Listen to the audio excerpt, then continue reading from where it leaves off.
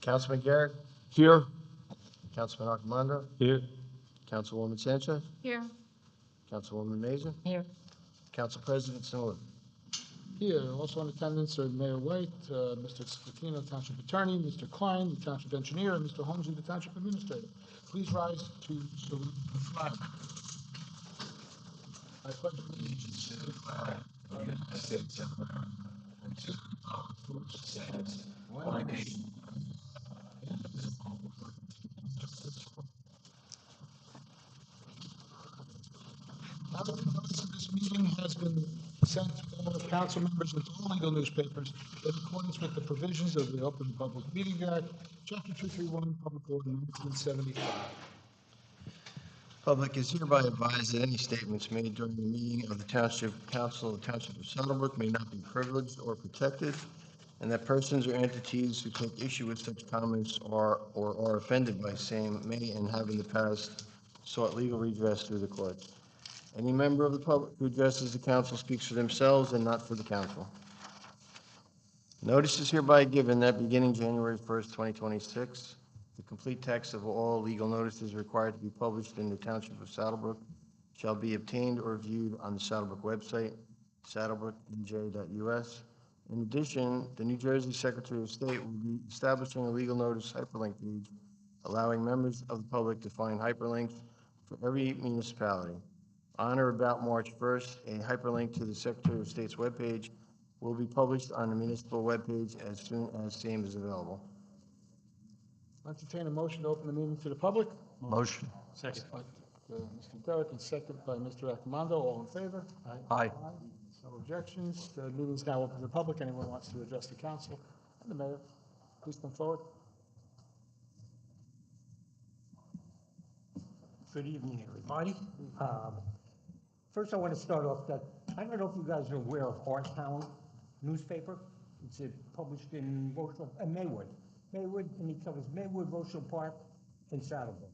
So they just got a new editor, and who I befriended, and she's dying to get input from Saddlebrook. Any organization, you know, in the Unico, I've put things in, it's in like that. So I'm thinking like the green team, or where you have any event up, she's looking to put it in. So it's no charge, and it helps us. Okay, now, my question at hand. Saddlebrook has reached saturation point. You can't argue that. Now I just read in the paper, they want to put another convenience store on Market Street. How many convenience stores does Saddlebrook need? They're all over the place. Gas stations have them, blah, blah, blah, blah, blah. And there seems to be no plan to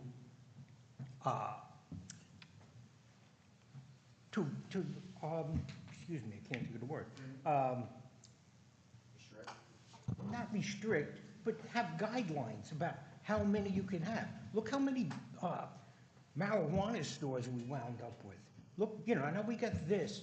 Hey, where does it end? I really think there has to be something to be done about the overdevelopment, because that's what we are in now, overdevelopment. And I'd like to see if you guys have a plan for the future.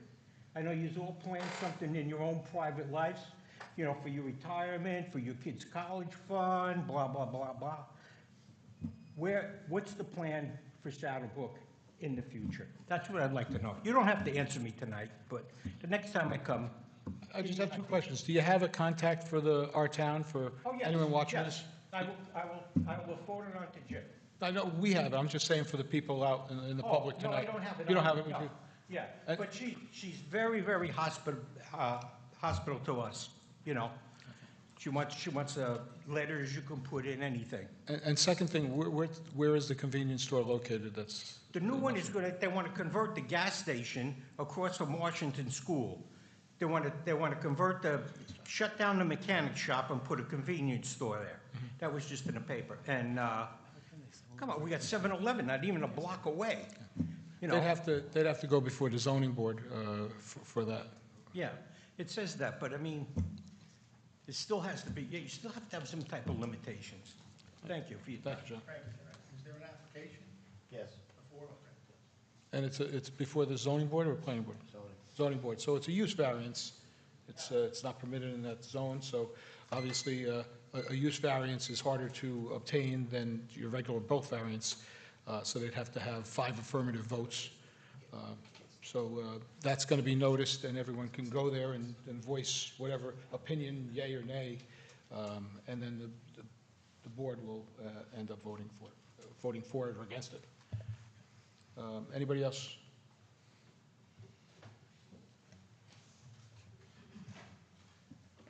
Good evening, Thomas Van Winkle, 128 Lincoln, Saddlebrook.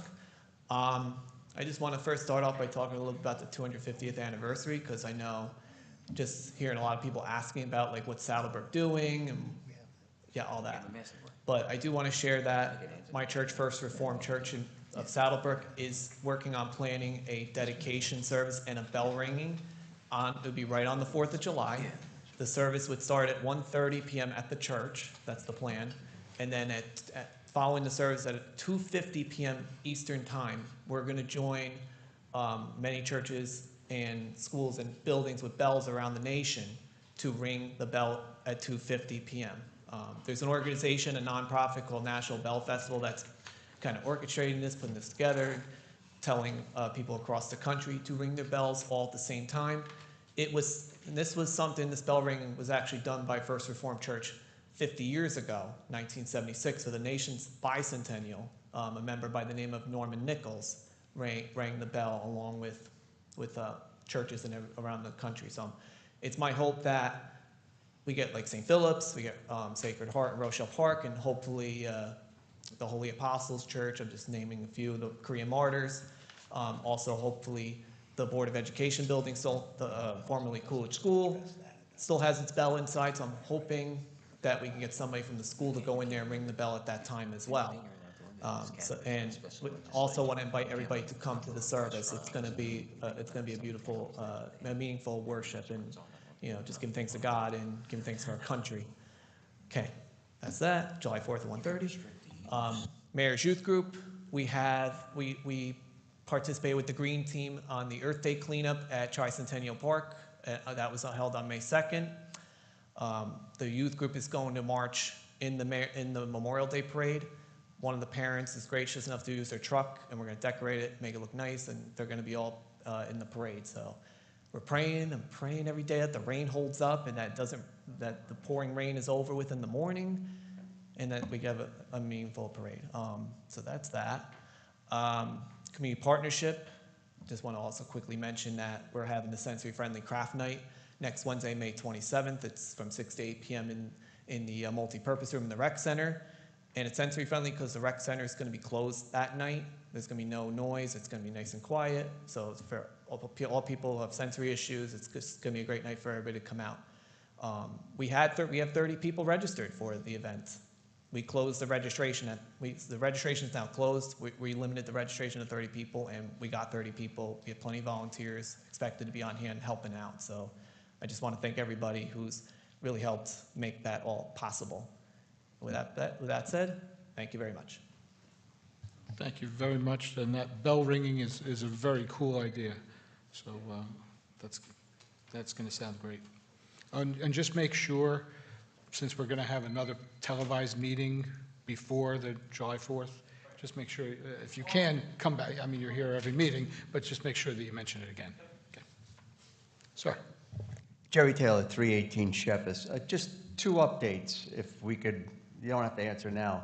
In reference to 580 Midland, if there's any update on that, what they're going to be putting in there, and also as far as the marijuana shops that are in the town, is the town getting the benefits from the taxes that they're supposedly giving to us? Is that profitable for us?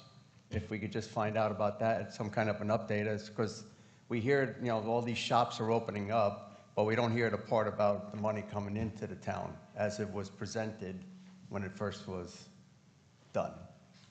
Thank you very much. I could answer both of those questions. Sure. 580 Midland, we don't know what's going to go in yet, because that's the owner's. He's got a choice, and so far, the owner hasn't acted upon the approval that was given, either or. So that's up in the air at this point. Right now, it's vacant property, I think.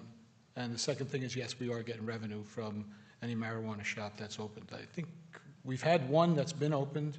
The other, did that other one, the other one on 46, on 46 East, I'm sorry, 46 West, so far there's only one.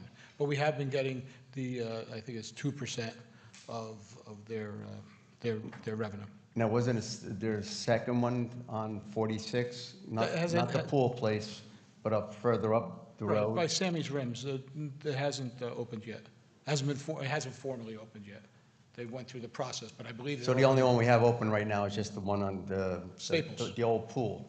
Staples. Staples, yeah. Yeah. Pool, yeah, okay. Correct. Okay. And we are getting revenue. And the revenue did pick up. There was I guess a minor transfer in ownership, whatever, and maybe due to marketing or whatever, but we did see an uptick in the revenue. Okay, thank you. Through the chair. In addition, there is a yearly application fee that they must submit as well. Any of these? There's a yearly renewal fee for those applications they must submit as well, in addition to the required taxes.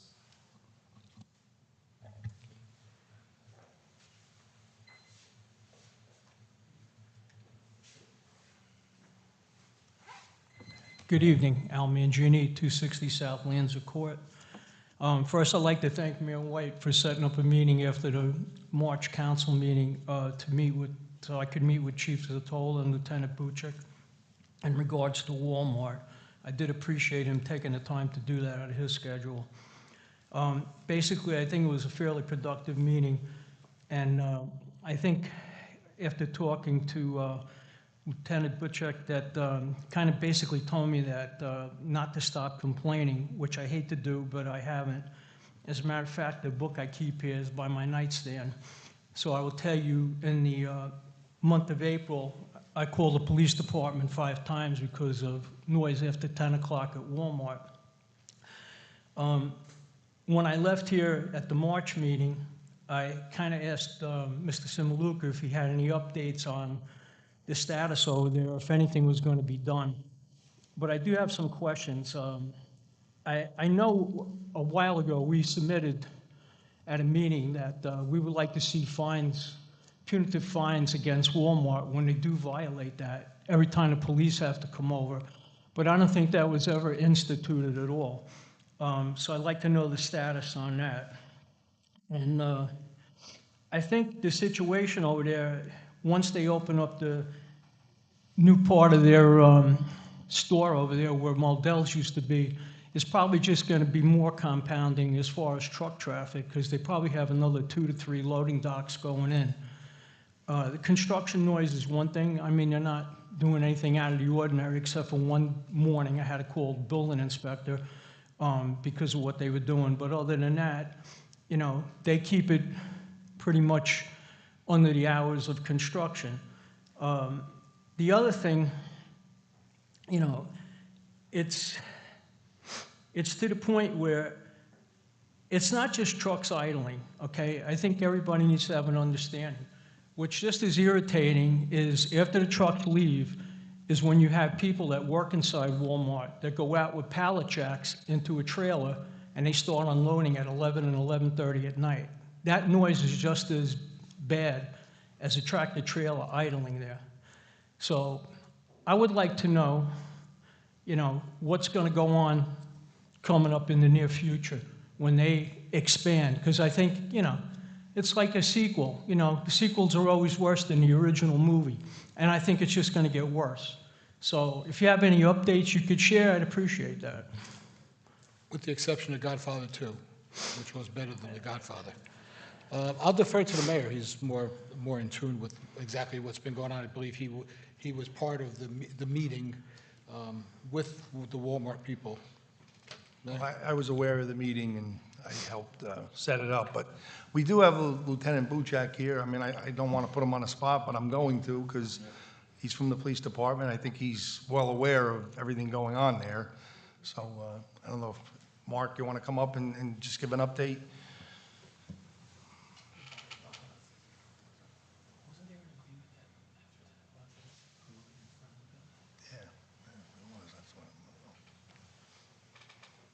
Everybody, how you doing?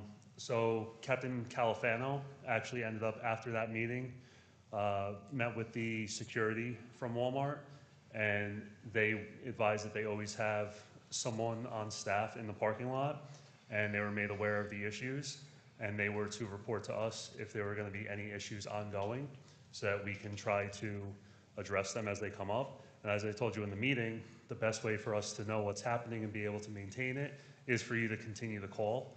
So I appreciate that you came here tonight to express that again.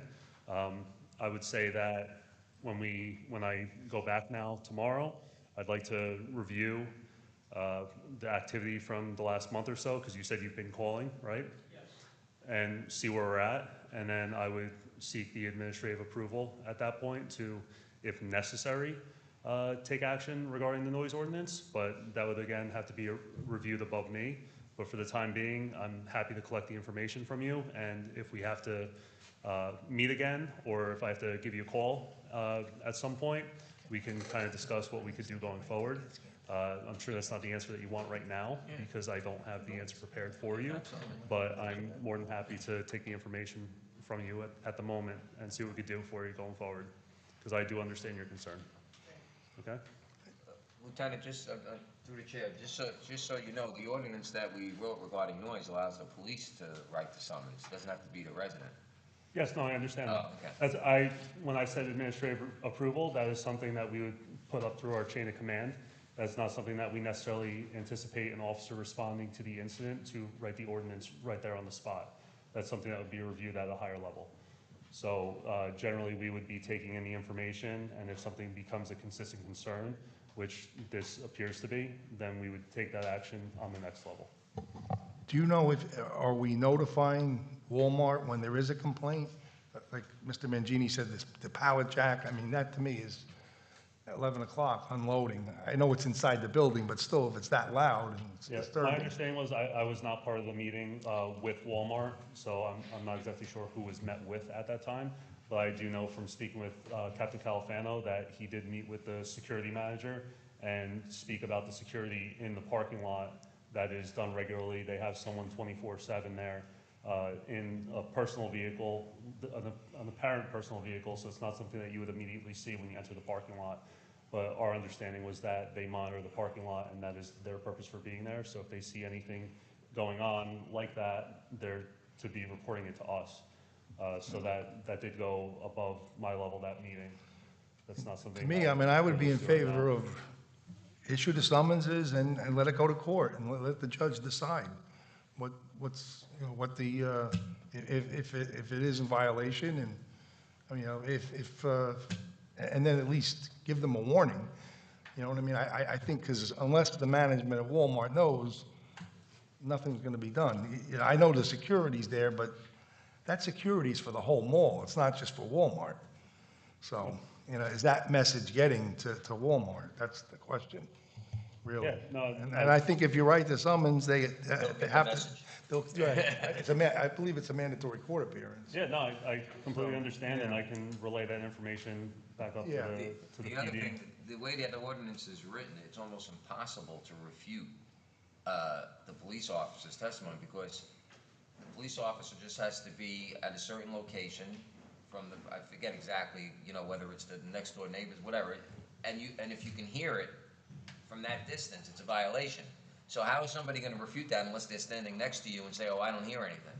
So once you write that violation, more than likely, it's going to be very difficult to raise a defense to it. Yeah, no, I completely understand, and that's information I will relay up the chain of command. Just things like that with noise ordinance violations like that, that's something that is reviewed at an administrative level. So that's the process that we currently have in place. Just through the chair, I believe when we were speaking of this, after 10 p.m., they were to unload the trailers to the front doors to eliminate the noise for the residents, unless if I'm not mistaken. I remember speaking about that. I don't know if I don't think that's in the ordinance, but. No, I think that, He did tell again, me it that. was, as to your point, Mayor, that if you write a violation for the noise, and that's the only way to avoid getting the violation, they're going to do it, because they're not gonna wanna have to deal going to court and paying a violation for noise, a couple times a month. You know what? I think there's kind of a disconnect because what goes on inside the loading dock, whether, if the 10 o'clock at night, I don't care if they pull the fire alarm, that doesn't bother me. What happens is, it's the noise from going from the loading dock into a trailer and then jacking up pallet jacks and slamming them down. To me, now that's no different than if they went out in the parking lot and they started moving pallets after 10 o'clock at night, whether they're using a forklift or they're using a pallet jack. And I think part of the noise ordinance, okay, that, it says in there, if you're within 100, I think it's 100 or 150 feet from a residence, you don't do it. I mean, it's that simple from what I can read. And I'm not a lawyer by no stretch of the imagination, okay, but, it's in plain English. All right, thank you. I just had one comment on that. Mr. Mangini's, not suggestion, but what he said was about finding them every time you go there. I don't think that that would be legal. However, when they do go there, if they do find a violation, in my opinion, one should be written. They've had warnings. Forget about warnings. We're way past that. This is going on for years. So they've had years of complaints and meetings and things of that nature. So if a violation occurs under the ordinance, and a summons, in my opinion, should be written. And that's the way, not just, whenever they go there, because some people call for no reason, not you, but I'm saying there could be, somebody could abuse the system by just every time a police goes there, I'll check it off, it's $100 or $200, whatever it is. But if there's a valid issue there, and a summons is issued, they go to court, they fight it out. But we've got to keep up the enforcement, and I agree. Noise is noise, no matter if it's coming from inside a trailer or inside the place or outside when somebody's just outside doing things. So the fact that it might be covered by a tractor, by the trailer, to me, shouldn't make any difference. That's just my 2 cents. Okay. Thank you. That's understood, and I'll make sure the information's relayed through my chain of command, so it gets to where it needs to go. Great, thank you. Thank you. And Todd, I think you're right, but I think that happened at the planning board meeting, when they came before the planning board. I believe that's when it was discussed. Because it's the same situation as the UPS, they used to unload the trailers in the back. Pallet jacks inside the trailers was what's making the noise for the residents, it wasn't the trailers backing in and out. That was, It was the same aspect. if that was discussed at the planning board, they may have made it a condition of the approval, so maybe Tony needs to get a copy of that resolution. Yes. Do they close at 10 o'clock? I mean, I can't imagine what's a tractor trailer? If they're going to unload a tractor trailer, how can it go in through the front? Well, because you got your stackers, or whatever they call them, at night. The workers, they were there. Oh, yeah, night crew guys. So when they. No, but I'm saying, but if they're going to unload tractor trailers, I'm not saying it should, if after 10 o'clock, I can't imagine them going in through the front. I mean, tractor trailers back up to a loading dock generally, right? I'm sure they have a high-low. I mean. I don't know how they do their work. $1 million company, I hope they would have a high-low. Yeah, so I don't know how that works. But again, we should look at the planning board resolution of approval and just see if that's in there, and then and then we will notify the zoning officer about that. All right, Mr. Rodriguez?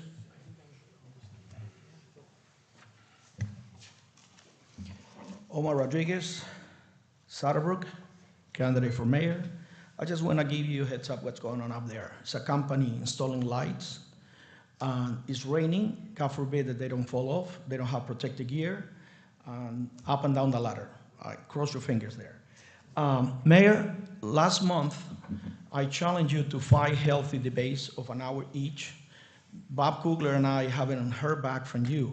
That will be well it's a service to the town and to the voters and residents. It's a lot of issues that we cannot discuss it in 3 minutes. Mr. Rodriguez, let me stop you. I'm going to talk now. I like to. I have that, I got the floor. You can give him another minute. Excuse me, I have the floor, Mayor, if you don't mind. Okay, fine, that's what you If want to do. you want to argue, after the meeting, we can stay for an hour, half hour each.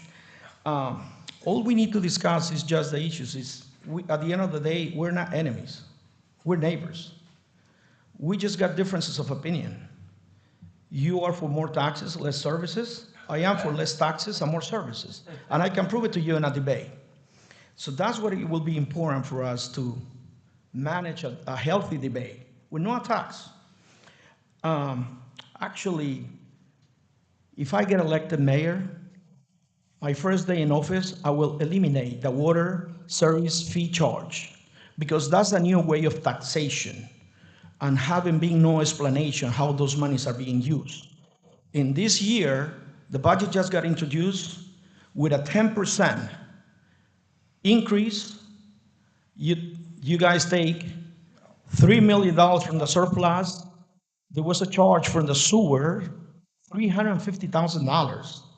The public got the right to know why and what is the solutions. We can discuss that in the meeting.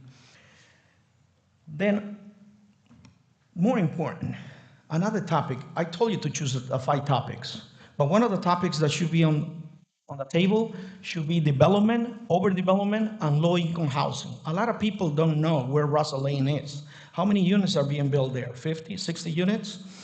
What happened with the building on Pelly Avenue? Is it gonna be also low-income housing? I don't know, we don't know.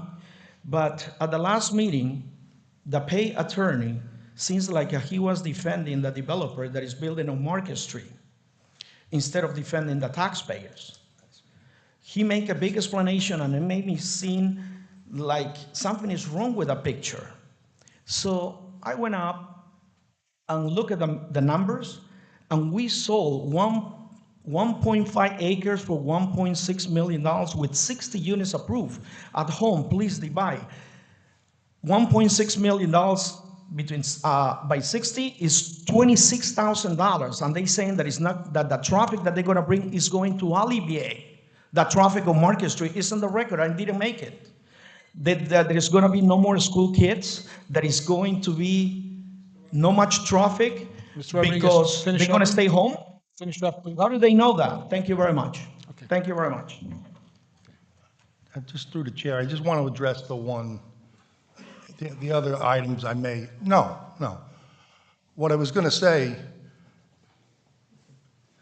Mr. Rodriguez, this is for you because, okay, well, to the public. Okay. Mr. Rodriguez, what I was going to say, Okay, Mr. Rodriguez, your time is up. okay, good night. What I was going to say to Mr. Rodriguez is that I'm not opposed to having candidates night or meet the candidates or something like that. But what I don't like is it doesn't belong here. This is a town council meeting. This is not an election, for election business. It's for town business. Election business should be done through, as he did say, Bob Kugler's the municipal chair of the Republican Party. And, I will get in touch with Bob and we'll try to make something happen. Or Dave Garrick, who's the municipal chair of the Democratic Party, we'll get it done. But I'm not going to go back and forth here when it has nothing to do with town business. He wants to try to campaign here. That's what he's here for. So that's all I have to say about that. Also through the chair, only because I know this is recorded and you don't want the public getting wrong information. So just to correct what he stated about the Market Street sale of the old municipal property, it's telling half a story. Yes, the actual purchase price was $1.6 million. However, they are also providing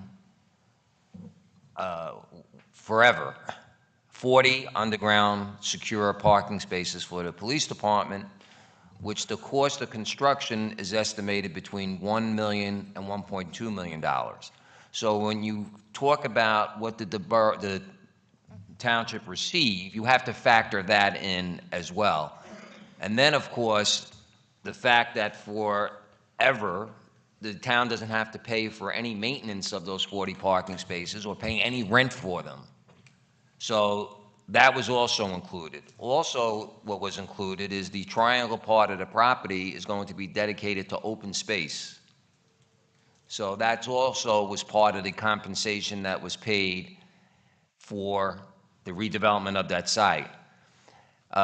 Also, they agreed, and I've heard people come to the meeting and compliment the relocation and of the police monument, but also improving the site where the police monument was located. That was also part of the compensation that was paid to the municipality, and they are also going to put and pay at their own sole cost and expense a digital sign for the township's sole use, and they're going to install and pay for the cost of that as well. So when someone says that the town only received $1.6 million, that's an untrue statement, and the compensation to the municipality was significantly more than that. And one final note, which was also considered, is that the tax rateable for that property is estimated to be presently, I mean, rents go up, it's based upon the revenue that's going to be generated to the property owner, but presently is estimated to be $300,000 to $330,000 a year, and there is no pilot. It is very rare for developments and municipalities these days to approve any type of density without having a pilot. There is no pilot with respect to that project. And lastly, that was put out for bid, so to speak, on 2 occasions, as well as notification to different developers who the township thought may be interested in developing the site. This developer was the only one who came forward with a somewhat reasonable density compared to other developers who wanted to put over 120 units at the site, and in addition to that, was willing to pay and do all these improvements that I just spoke about as part of the transaction. So what is a property worth? Worth what someone's willing to pay for it. If someone offered us $5.8 million for the property, we probably would have sold it to them. But no one came forward with that. The other, well, when you get up there. Oh, wait, hold on, hang on. Okay. I just lost my whole train of thought on that one. Yeah, John, you screwed me up. You know what, I'll get back to it. I'll think about it. I just want to, through the chair again, I just want to correct something else that Mr. Rodriguez said about 10%, that the budget's going up 10%. That's an out-and-out lie. I mean, you know what? I wish he stayed, because this is where, you know, he doesn't want to listen to the rebuttal. And he gets up here, he tells a bunch of lies. That's why, you know, if we ever did debate, you know, I would be telling him he's a liar the whole time, because he just says whatever he wants to say. And, you know, I give him credit in one sense that it seems believable, but he's a liar. That's it. He's a chronic liar. Mayor, next meeting, it'll be 12%, the taxes went up. Yeah, And it'll be exactly. 14, by the time the election comes, it'll be 28%. One thing that needs to be considered is this. He's running for mayor, you are running for mayor. Neither of you have been chosen by your respective parties to represent that party. We haven't had a primary yet. So for all we know, there's write-in candidates, and you won't be the candidate for mayor, and he won't be the candidate for the mayor on the other side. So all this talk about debates, wait till the first week of June before people are officially nominated by their respective parties to represent their parties in the mayoral election. So he's putting the cart before the horse. John, you spoke before, but you were very, very brief. I'm going to break a little protocol and just, we'll give you a little bit. You say that we're getting 40 parking places and they're worth over $1 million. Cost of construction. Okay, so that's $25,000 a parking place. Seriously? If this guy didn't want to give us any parking places at all, where were you gonna park the police station? Where are you gonna park the police cars? You know, it's just, We wouldn't have made the deal if he wasn't willing to We do weren't that. under any obligation to accept his offer. That was But you part of the didn't- negotiations. you didn't have anybody else coming up. Right, This, but- this was the only choice that came up to you. It could have, you know, technically, it could have stayed vacant. We felt that this was a reasonable offer under all the circumstances. Okay. Thank you. Anyone else wish to address the council, the mayor? Seeing no takers, I will entertain a motion to close the meeting to the public. Motion by Ms. Mazur, second by Mr. Accomando. All in favor? Aye. Through the chair, I can address the question about limiting uses, if you want. The question that gentleman raised earlier about the ability to limit uses. Oh, certainly. Certainly. so- You're talking about the Market Street, Right, the convenience store. So the town does have a plan, it's the master plan, as to the types of developments that should be permitted in the different zones. You're right about the cannabis. The states passed special legislation which allowed municipalities to limit the number of licenses they issue.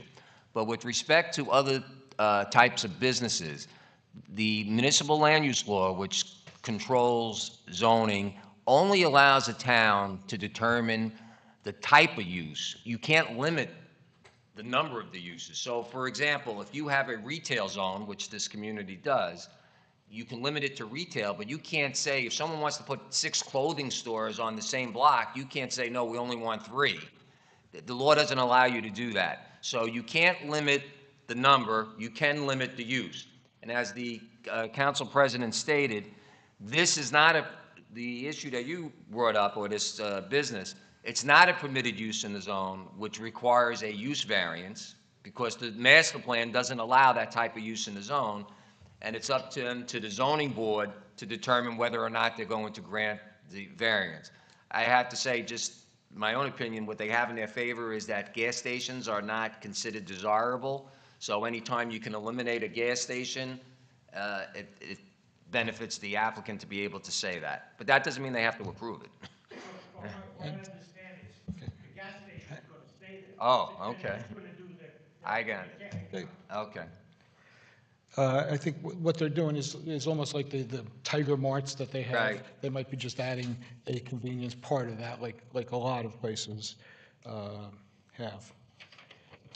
Through the chair, if I could just add one comment or one item to that. The master plan is being updated and reviewed this year, so at the time, if anyone from the public, obviously they'll be able to provide input as our Colliers Engineering on behalf of the township will go through that process with the, I believe it's the zoning board. The planning board. Sorry, the planning board. So actually, you'll get a notice at that hearing. You should not, it will be in the newspaper, not an individual notice, but you should go to that meeting if you have an interest of the type of developments that are permitted, because that will be a public hearing and you'll be able to ask questions as well.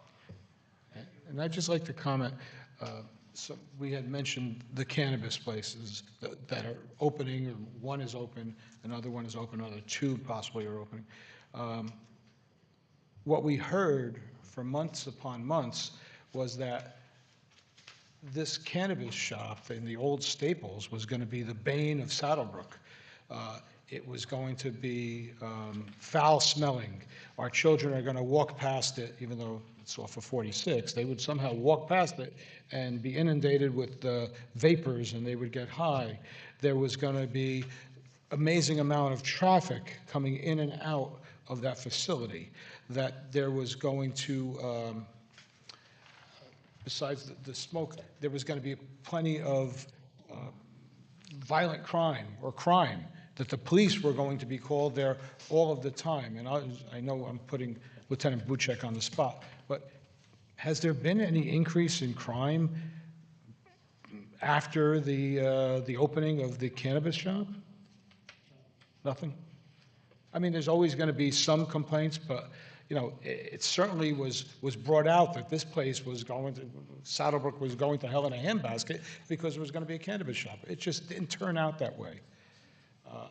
And my personal opinion, and I know I'm going to get some slack for this, some smack for this, I should say, is that I don't believe that the new development on Market Street is going to significantly and adversely affect the traffic. Will it have some impact? I believe so. I don't think it can't. But we have much greater developments, like on Market Street. If you're, no, I'm sorry, Market Street, on Midland Avenue. And if you drive past the old Bob Skis, right by the 46 overpass, I take that way to the train station every morning. I take it away from coming back every afternoon. And I don't remember ever being delayed by 1 second even by cars coming out of that development or going into that development. Will there be some impact? I'm not crazy. I'm sure there will be.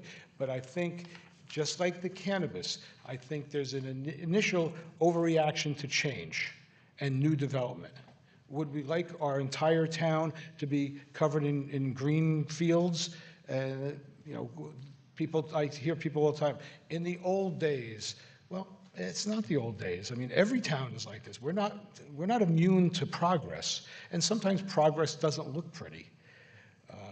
But I really don't, to the people there that are highly against it, I understand. But I just give it some time. I don't think it's going to be as bad as everyone thinks that it's going to be. All right, so we have, let's see, we have a consent agenda? No comments? We're not doing comments first? We usually do comments first. I might have missed that. Yeah. Oh, look at that. We don't have any ordinances yet. That confused me. We have no ordinances to go over this week. So certainly, Mayor, you usually start, so we'll give it to you. Thank you, Council President. I just want to mention that the budget was introduced at the May 7th council meeting. The budget hearing will be on June 18th at that council meeting. Our auditor, Steve Wilcox, will be here to explain and to take any questions. So I urge residents that want to hear about the budget to come to that June 18th meeting. Parks, the Mayhill Street parks, tennis court and pickleball courts are complete, just in time for the nice weather. They're being used a lot. Every time I go past there, my way home from here, around 4 or 5 o'clock, it's packed, so that's good to see. The Kern Street Park is complete as well, and that's being used. The county, Bergen County, finished Vander Sand Field behind Coolidge School.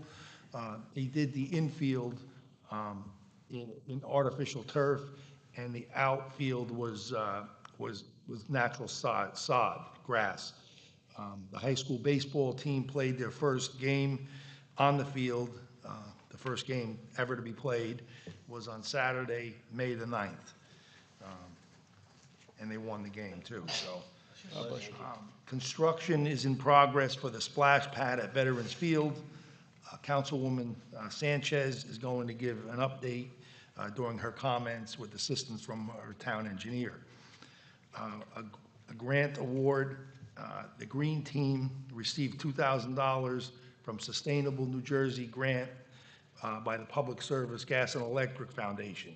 I want to thank Steve Mariconda, who's the chairperson of the Green Team, and also Councilwoman Sanchez. She's the vice chair of that committee. They worked hard on that grant, along with our grant writer. The Veterans Banners, a little tongue twister there, but Gates Flag has been installing the banners this week. I think they're just about finished. They should finish up tomorrow.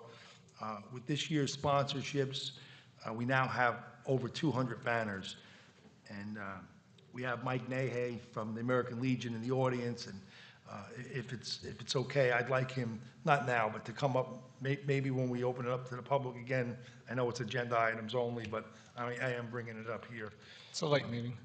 Okay, so Mike will address that. PSE&G is doing the road paving from all the gas mains that they replaced.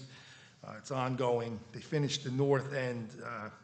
Was Hayes done today? I don't know what the Today, it's I've got an airport, it's like an airport tarmac in front of me, which is nice. So they got Wilson, South Broadway, Fairlawn Parkway, most of the tree streets that needed to get done, Evans, Herbert, and Hayes. Many of the streets in the south part of town are milled and ready to be paved. Part of 5th Street, Outwater Lane, Capitol Street, President Street, to name a few. I apologize for the inconvenience. I have been getting some complaints with the road closures and you know, sometimes it's difficult to get around, and the police are doing the best they can as far as detouring, and they're out of the car answering questions, but you know, they're doing a lot of work all at once, and you know what? In one way it's good, in another way it's bad. You know, it's better to get the pain over with all at once rather than spreading it out over too long. So, I apologize for that, but the roads do look nice. The public service, gas and electric, they use Tilcon, which is one of the best companies. They do fantastic work. So a little plug for them, it's for Tilcon. Regarding, we're talking about the new development, I am setting up a meeting with the town and Bergen County Engineering Office. I spoke to County Business Administrator Tom Dutch, and he's going to facilitate a meeting with town representatives and the county engineering to discuss that intersection of Essex, Maine, and Rochelle Ave. And that's the area that gives us all the problems, especially, you know, we're looking to hopefully widen it and, you know, reduce the backup, the traffic that's going east during rush hour. So I do want to say something about that intersection, and in general, just the traffic going east and west. Fortunately for us in town, we have a lot of major highways that go east and west. If you go up north, where I live, a lot of residents that, you know, want to go east, they're going to take Route 4. You know, they got to go Phelan Parkway, and it's right there, very close to the border. So, you know, they'll take Route 4, goes east and west. You got Route 80 runs east and west, and you got Route 46 that runs east and west, and you got Market Street that runs east and west. So I imagine a lot of people, you know, it becomes a problem if there's an issue on 46, if there's, you know, there's an accident or something, then people are going to start to use Market Street. It's not a good situation, but it has been like that for years and years. When I became a police officer in 1982, it was the same. So it's not going to make it any better, but I don't think it's going to make it too much worse. And I also think maybe we could do something there. You know, somebody, I mean, it sounded like a cockamamie idea to me, but somebody brought up to me that, you know, if you look at that intersection, if you're coming from Saddlebrook and you're going east at that intersection, if you look to the left, there's a big, long sidewalk. You know, it's wide. It should say a wide sidewalk. It looks like 6 to 8 feet there. And this person, you know, just said, you know what, why don't you eliminate that sidewalk and make that road, but somehow build, and they could do anything, I guess, today, right? Build like a walkway over Rochelle Ave, because it's on that side, so that somebody can get to that other side there without, you know, using the sidewalk. And that would give you, that 6, 8 feet would give you enough to widen it, you know, rather than, because if you don't do something like that, you're dealing with the bridge, with the river underneath, you're dealing with up above the bridge, you know, the Route 80 overpass. It's very complicated there, and that's why I think nothing's been done all these years. But hopefully we could sit down and maybe somebody can come up with a good idea to alleviate some of that traffic there. Who's involved in that meeting, Mayor? County engineering. And you? Well, you know, I haven't set it up yet, but, you know, I think yourself and, you know. If I can make it, but I think Right. we should invite Scott Luna, the mayor of Lodi, Yeah, and the sure, mayors because of they're Rochelle Park and impacted by it, Maywood. too. It's all 4 intersections that are being affected. Now, it just so happens that Maywood, the Maywood side, is that Maywood or Lodi on that? No, that's Lodi. That's still Lodi? And Rochelle Park. To the right is Lodi, if you're going east. Straight. Saying, Right is yeah. Lodi. But where that gas station is on that, Straight is where Lodi. that gas station is located, is That's that Lodi, considered too. Lodi?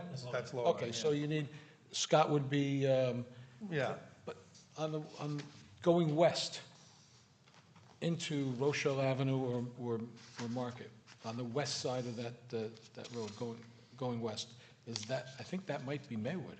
Rochelle Park. That's still Rochelle Park? That's Okay. Rochelle Park. Get Rochelle Park, we'll get Rochelle Park and Lodi involved. Whoever is, we'll look at a map or something like that and find out whoever is involved because it absolutely. affects all of our towns.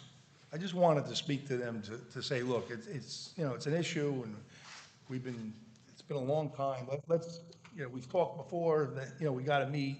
Let's do it. I mean, something maybe productive could come out of it. They could look at the minutes from the meeting that they had 14 years ago, because I was there. You know, nothing came of it because they did a study about the study, and then they studied that, so, I mean, enough studying, let's get some work done. Right, absolutely. The next thing I have is the 250th anniversary. At the last meeting, I showed everybody, that maybe you've seen them around town. We have signs that we, for sale, and the proceeds are going to the VFW and the American Legion. So don't have too many left. We probably have 30 out of 100, so they're going pretty fast. And you can get them at the rec center here during normal business hours. We do have a banner. I don't know if people have seen it across Market Street by mail. Looks nice. And we're looking into, for our fireworks display on July 3rd, to maybe do a little bit more, a bigger, a longer display for the 4th of July. And Thomas brought it up. He mentioned about the First Reformed Church is planning to do a national bell ringing event. And it's in the early stages of planning now. So if anybody has any other ideas, because I do have people asking me, you know, what are you doing? What are you doing? What are you doing? And you know, any idea is welcome. You know what? Maybe we can come up with I mean, your idea is, that's a great idea. And Thomas, I think he was the one that thought of it. So, also, talking about Thomas, the Community Partnership newsletter, which Thomas created, he started it in last month, but this month, in June, will be the printed version. It's the same newsletter, it's a similar, same company, doesn't cost the town any money. They advertise, they do advertising as the senior newsletter. So we'll put the printed version at different locations where it's visible and people could see it. So I also want to congratulate our SLEO ones, Special Law Enforcement Officer ones, they're graduating tonight from the Police Academy. So we'll have How a many little are bit there? more help. How many, Mr. Mayor? Four? Two. No, we had some drop out, maybe? One was already certified. Oh, okay, all right. I was close.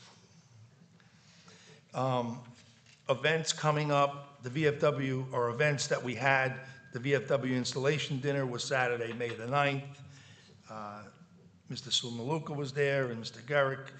I want to congratulate all the newly installed officers of the VFW, the auxiliary, and the riders. We had our police memorial service last Friday, May the 15th. I want to thank everyone who attended. Chief Zitolo and the police department did a really nice job. I also want to thank retired Chief Bob Kugler and resident Kim Carroll for their assistance. Also, Rec Director Andy Gallo for setting up the sound system. And finally, I want to thank Thomas Van Winkle for taking photos and Rafael Gonzalez for videotaping the service.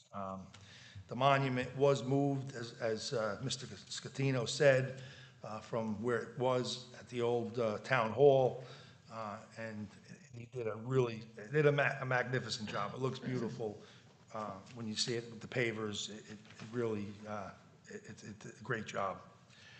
Also, last night, the Marriott had its 60th anniversary. It was held at the hotel between 4 and 6. It was a very nice affair there. Marriott's been around 60 years, so they had a lot of old articles, and there was a lot of people from town that remember when it was built. They went, you know, they actually went. I mean, there was like 3 or 4 people that I was surprised that they showed up. Upcoming events, the Memorial Day Parade and services are Sunday, May the 24th. Hopefully we'll get it in. The Grand Marshal this year is Rick Eason of the VFW of our local post 3484.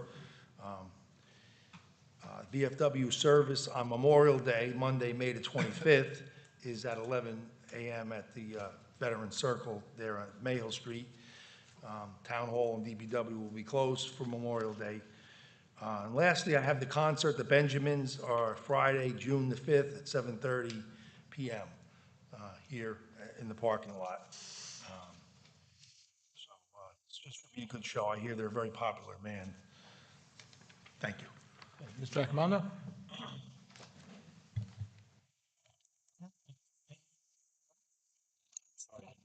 I didn't hear you say my name, I apologize.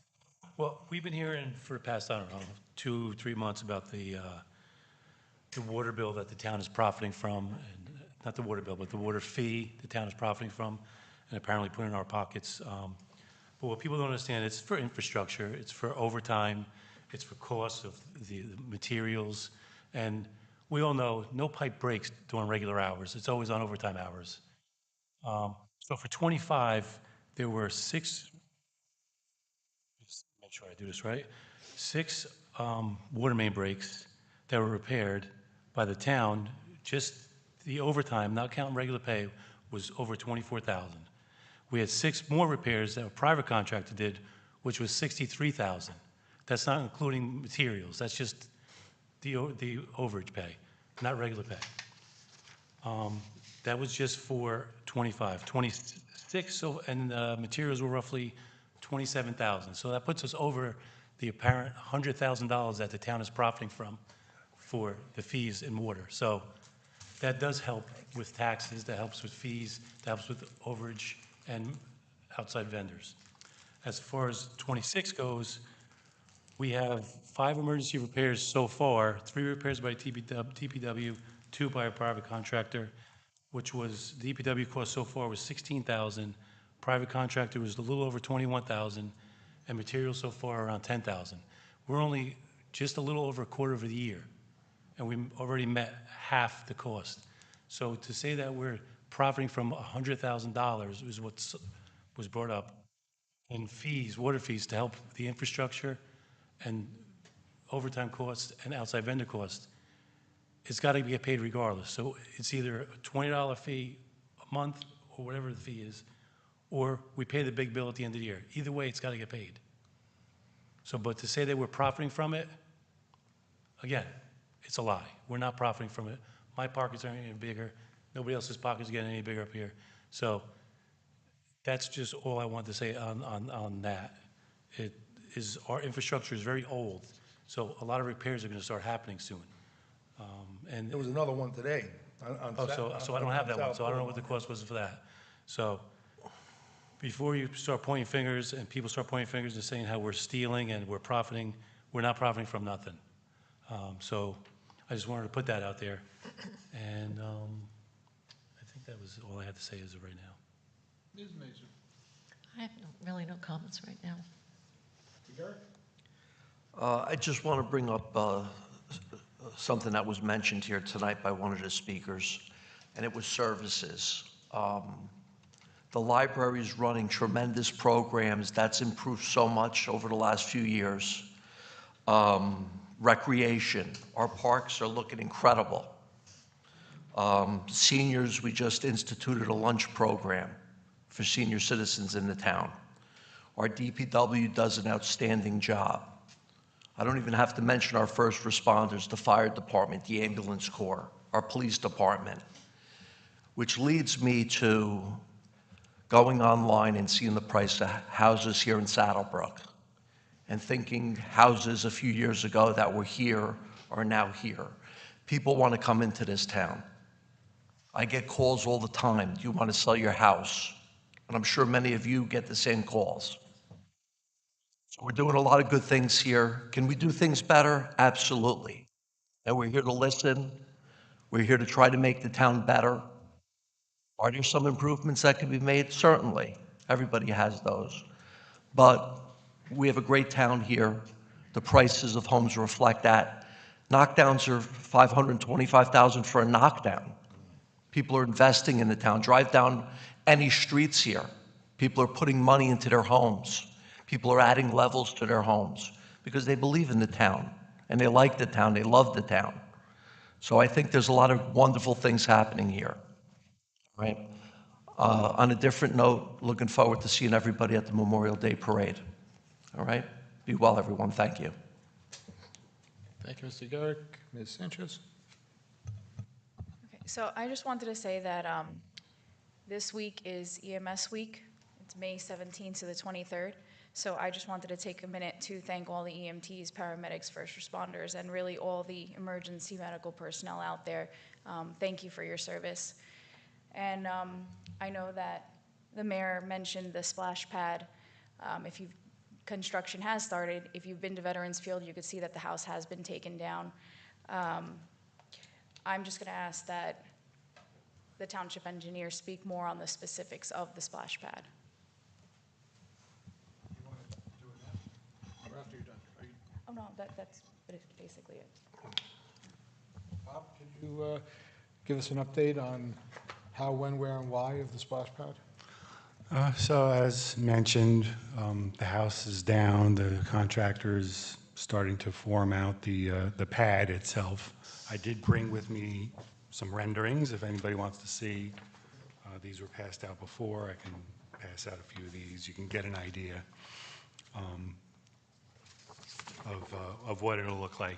The pad itself is based on what is designed and what it's going to look like. Was there any consideration put into like a roof or not a roof, but some kind of covering either to the pad itself or to a spot where parents can watch their children? So we have 4 benches. Just during heat? We have 4 benches around, 2 on one side, 2 on the other side, for parents to sit, and we're looking into some shade structures for those benches. You wouldn't put one over the splash pad itself, but the benches so that parents can stay a little cooler, we're looking into those. Did that answer your question? Yeah, okay, we're good with that. Okay. First thing was the police memorial, like you said, it was on last Friday. The most recent person that was installed on there, how long ago did he pass? Is it Rob Relicki, at the end of 2025. 25? Robert Okay. Relicki. It's amazing when you just look at it, and I don't know the people that, the first bunch of people there, but more and more, the older you get and the longer you live in town, you see people that I didn't grow up in town, but I've been here since 1984.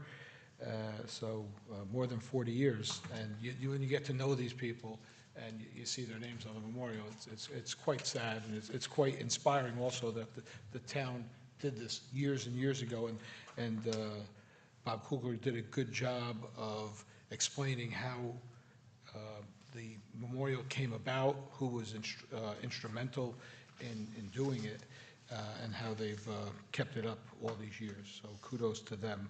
And I have to give a shout out, and it's not that I'm shilling for the developer, believe me, I'm not. But the developer did a great job. He didn't just move the monument there. He built a platform, and he made an entire area that was just, grass into a beautiful place for the service to be held. It really looks great. So I know that when we're traveling on Market Street, we're just trying to get to or from someplace, and a lot of times we don't take the time to look around really. Oh yeah, that's the police station. But next time you're around there, just take a look and see how nicely constructed it was. And he did that at no cost.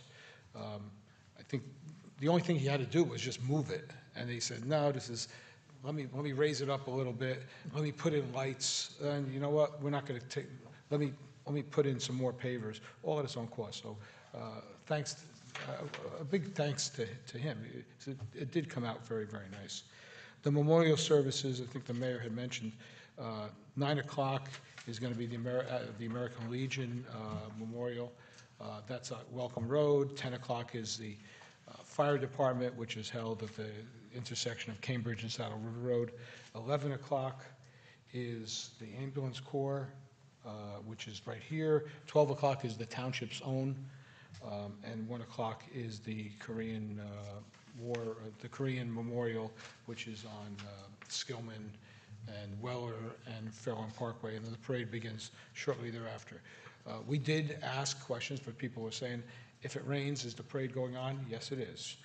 We did get that in no uncertain terms from VFW. It's going on, rain or shine. So be prepared, bring an umbrella, enjoy the parade. Last thing is, Mayor, did you mention anything about the paving, the work being done on Flora Lane?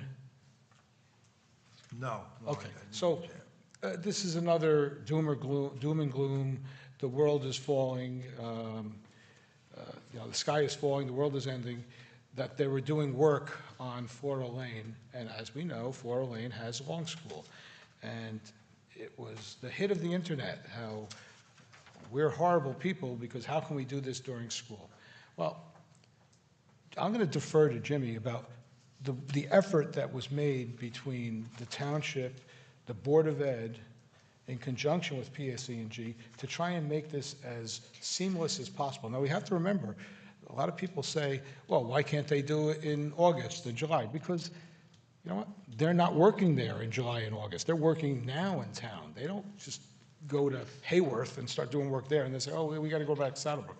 They take care of Saddlebrook and they move on. This crew that they have is dedicated to doing work in Saddlebrook now. So they've got to get their work done as soon as possible. But Jimmy, if I could just defer to you on what you did, and thanks to you, a lot of thanks goes to you for trying to coordinate the effort. Yeah, no, thank you. And also, next to me, Bob Klein, the township engineer, because first and foremost, when we do any of these projects and coordinating with the utility company, kind of the first question that gets asked is pretty much schools, houses of worship, EMS, any type of emergency responding type locations that will be impacted. That's the first question, and then we go from there, basically trying to work with the appropriate dates. And for this specific location, Mr. Klein did reach out to me and said, now's the appropriate time to bring in the school for discussion. I reached out to the business administrator at the school, Mr. Karate, and then from there we scheduled with, and he arranged, I said, we leave it open to whoever appropriate from the school end to be in attendance with the meeting with ourselves, along with our public works superintendent and the utility companies themselves. They had their team. And so on that call was the superintendent, the business administrator, and also the principal of the school. And from there, we coordinated. They talked about dates. They went through all the concerns. Mr. Klein was on there. So beyond those, the high level, how we coordinate with them, he could share any of the technical aspects, anything further. But that's how we coordinated. We didn't just do it on our own accord and just send them a notice on their door to say it's starting on or about this date. They were hand in hand with us. And the biggest thing was coordinate when school was letting in and letting out in the morning and then letting out in the afternoon to avoid conflicting issues between construction and parents trying to drop off and pick up their kids. So they came up with a plan to avoid those types of problems as best they could. In addition, there's, as far as doing it over the summer, they're still going to be doing some work over the summer as well. So it's kind of hard to, complete all that work within that one period in and around this area anyway. It's my understanding that they're doing the milling and paving, which is the most, the largest part of the project in the summer. I think what they're doing now is they're doing test holes, and I think that scared the heck out of people. They did test holes at first to determine where to put the new gas main. Now they're going to be doing the new gas main. Then they come back and they replace all the service lines to all the houses afterwards. That's what you might be seeing going on in the summer. So it is a big project, and it goes in a number of stages: the test holes, putting the lines in, milling, and then eventually paving. So Yeah. And when that's all finished, when do you expect that? Let's say 4 Lane, for the people that were complaining about 4 Lane and the impact on the kids. Do you know when that's going to be done? As far as milling and paving, or just, well, milling and paving, we're going to do as part of a DOT grant. But in order to avoid interfering with them, it may have to be sometime next year. But this project that they're doing right now, similar to what they have been doing, will involve more milling and paving of those same roads in that area, which I would anticipate to be by next spring. And additionally, the school has relocated their summer programs to coordinate with the timeframe of this project. So they're doing everything within their power to conveniently relocate and to lessen the impact. So just for those people out there that may think that we just do things and don't care about the results and don't care about the children, we certainly do. Another thing that I mentioned last month, or maybe the month after, about the crossing guards and the dangerous job that they have, and show a little respect. I've heard a lot of stories, but recently there was a woman who just blocked somebody's driveway, and somebody said, "Hey, you got to move your car," and they said something to the effect of, "What are you going to do about it?" And then they brought their kid in, and Buchak is on my radar tonight. So once again, I'm going to say that it is an enforcement issue, and I think that once somebody gets hit with a blocking the driveway ticket, they may call the mayor, and they may call me, and they may call Mr. Garrick or Sanchez or whoever, a council member that they know, saying, "Oh, I can't believe that I got a ticket here. I'm just dropping off my kid for 2 minutes." Yeah, but maybe in those 2 minutes, somebody wanted to get out of their driveway or get into their driveway, and they couldn't because of you. And your 2 minutes is never 2 minutes. 2 minutes, I can tell you that from experience. So enforcement is big. There are people that are parking right next to the stop sign. It's a hazard. And just because you got to get your kids to school, come 10 minutes early. Do something. And it's not like I never had kids. I had 3 kids. So I'm used to this. And I live around the block from that school. So I know that people just, I know you're in a hurry, but, you have to respect others. You have to, and number one, you have to respect the law. And the law is you can't park wherever the heck you want. Follow the law, or else there will be consequences. I'm asking that there be extra enforcement. If somebody gets a ticket and they say, "Oh, I can't believe it," come back to me and you explain to me why you think that you're above the law and you can just do whatever you want. It's not right. And that's it for me, and I think we go into, right? We go to, we did the comments, now we're going to the consent agenda. All items listed with an asterisk are considered routine and non-controversial by the Township Council and will be approved by one motion. There will be no separate discussion on these items unless a council member so requests it, in which case the item will be removed from the consent agenda and considered in its normal sequence on the agenda. The one motion signifies adoption of all resolutions, receive and file letters, correspondence, reports, and approval of minutes and applications. Okay, is there a motion to approve the consent agenda? Motion. Second. Mr. Accomando, second by Ms. Sanchez. We'll take a roll call. Councilman Garrett? Yes. Councilman Accomando? Yes. Councilwoman Sanchez? Yes. Councilwoman Mazer? Yes. Council President Simulka? Yes. I believe we have minutes of the meeting that are not part of the consent agenda. The March 19th, 2026 public meeting, is a motion to approve that. Motion. Mr. Second. Garrick, second by Ms. Mazer. Roll call. Councilman Garrett? Yes. Councilman Accomando? Abstain? Councilwoman Sanchez? Yes. Councilwoman Mazer? Yes. Council President Simulka? Yes. Now I'll entertain a motion to approve the April 16th, 2026 public meeting minutes. Motion. Second? Motion by Ms. Mazur, second by Mr. Garrick. Roll call. Councilman Garrett. Yes. Councilman Arcamando. Abstain. Councilwoman Sanchez.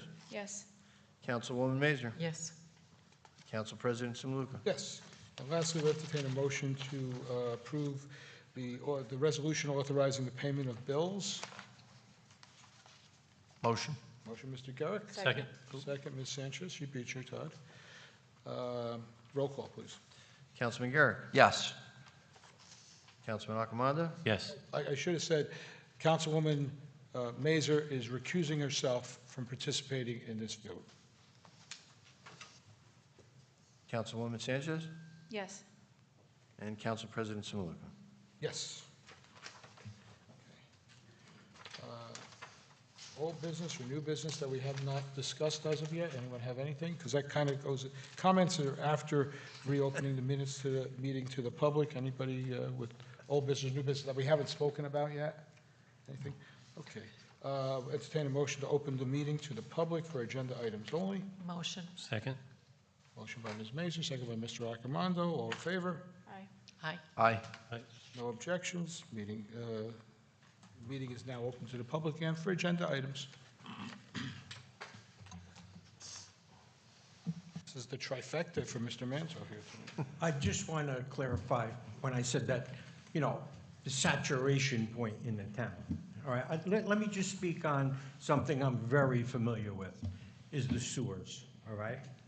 They were designed in 1963. Now, when they designed them, I am positive they had no idea at the growth that Saddlebrook has taken with hotels and businesses and at the time, 90% of the houses were little Cape Cods, 2 bedrooms, 1 bath. Since that time, you drive through Saddlebrook, everybody's added a level. With that level, they've probably added another bathroom. So, all right, now you updated the pump stations, but still, everything in town, everything that's built comes to Mayhill Street Pump Station. There's one line going out of Mayhill Street Pump Station. I believe my memory is right, it's 24 inches. There's 3 pumps in Mayhill Street Pump Station. Only 2 can work at a time. They're made to rotate. So, no matter how many pumps you put in there or how you update them, it still has to go out of a 24-inch line. You can't put 10 pounds of sewage in a 5-pound bag. Can't be done. So that's what I'm saying when you have to consider the saturation point. Now, if you drive on the streets, I'll use Miller Street for an example. You go there at night, you're lucky if you're going to get a fire truck down there. Cars parked on both sides of the roads. That's because people converted their houses. At the time in '63, there was one car. Then it turned into a 2-car family. Now you've got kids and they all drive. Each house has at least 3 cars, 4 cars, and they got to park in the street. That's what I mean by saturation point. I'm not saying that somebody shouldn't open a business. I mean, everybody has a right to earn a living, but it should be dictated that we have just so many. I read in the paper all the time, towns are fighting. No, we only want 2 marijuana things in our store, in our town. I'm just using that as an example. Or we only want this in our town. We want that. That never seems to happen here. I'm thinking for the future. It's only going to get worse. It's not going to get better. And I don't want to just seem like I'm bragging on you guys all the time, because if you did nothing else but take this building and made it a town hall, you did more than most councils have done in 30 years.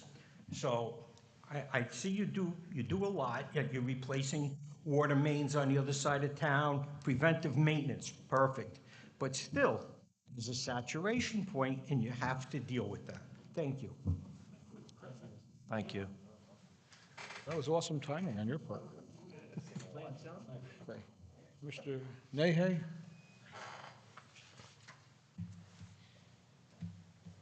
Good evening, everybody. Mr. Mayor, esteemed council, thank you for allowing me the opportunity to speak about the banners, and I thought it was funny. I got here a little late, and there was a discussion about cannabis, and the only high I'm talking about is the banners. So anyway, we had a successful run this year. It's our 4th time. We do have 200+ banners, and a couple or a few duplications or duplicate banners. I think it was succinct that the banner program, as I call it, it commensurates with 250 years of this country's birthday, or coming about.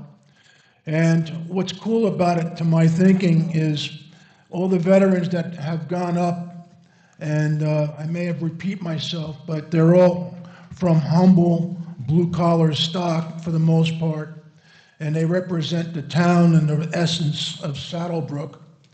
And there are some successes within these people who had served our country. I mentioned before that we have at least 3 mayors that I know of, and at least one gentleman, he's not up, but he was a World War I vet, also I think former fire chief and chief of police 100 years ago. So the town of Saddlebrook has produced some good, healthy, wholesome people that represent this community well. And by having their images displayed onto major thoroughfares within the town, I think it only enhances our town and our image. So well that I think we're running out of room, Mr. Mayor. So we've traversed the major thoroughfares here: Saddle River Road, Market Street, Fairlawn Parkway, even leading up to Cambridge Ave, going into Saddle River Road. I'm not sure what's left. We try to optimize every pole that we can. Some poles, Mr. Mayor, may be obscured by the heavy foliage. It's just a common stance, but that can be taken care of. But again, we've come to the final, not the final, but the finish of this seasons of banners. And I'm really proud to meet people who are so proud of their fathers, grandfathers, sons. I get all these different calls and emails. Some of them, you know, they could be pains in the butt, I suppose, but at the end of the day, it's a beautiful thing to be on the receiving end of something so good for our town of Saddlebrook. And I thought, you know, people should know about this program. They should be proud of it. And again, it represents the true essence of Saddlebrook as a humble town, worthy of mention to all towns around ourselves. So I just want to say thank you very much. And Mr. Mayor, we'll be talking a little bit more about it, okay? Thank you, everybody. Thank you. Thanks, Mike. Thank you for your help. Mayor, I just got one question. With the construction of the new town hall, will the announcement booth, or whatever they call it, the review, thank you, Thomas, the review stand, will that be, where will that be located? It's going to be next to the police station. Okay. They're going to, the developer's going to make a little area, push the fence back a little bit and put it there. Okay. To the, basically where, you know where that signboard is that's pointing to the parking across the street? Uh-huh. You know, for the visitor parking. Right. It's going to be like right there. Okay. I think they're going to take the sign down for the, you know, that day and put it there. Okay, guys. Yeah. Any final comments from anyone before we close the meeting? We good? Okay, thank you, everyone. Have a great Memorial Day, and we'll see you at the parade. How about we do a motion to close, right? Yeah. That was Motion. premature explanation there. Motion by Ms. Mazer, second by Mr. Garrick. All in favor? Aye. Any against? No. Thank you. Take care, everyone.